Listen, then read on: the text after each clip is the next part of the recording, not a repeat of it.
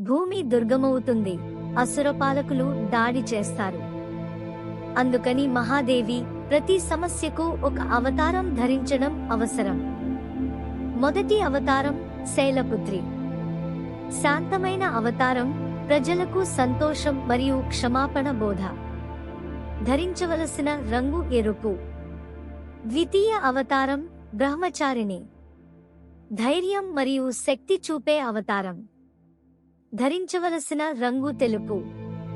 మూడవ అవతారం చంద్రఘంటి.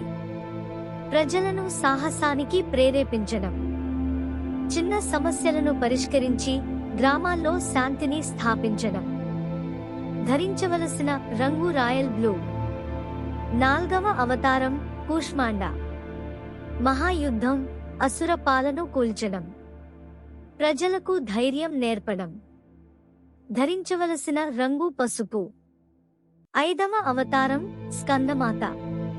శాంతి మరియు ప్రేమతో సమస్యలను పరిష్కరించడం. ప్రజల మనస్సులను గెలిచే సందర్భాలు. ధరించవలసిన రంగు ఆకుపచ్చ. ఆరవ అవతారం కాత్యాయని. శత్రువులను భయపెడుతూ న్యాయం సాధించడం.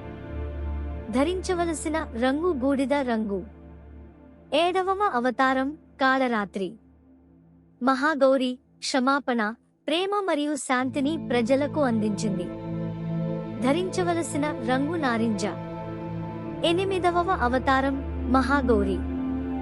మహాగౌరి క్షమాపణ, ప్రేమ మరియు శాంతిని ప్రజలకు అందించింది.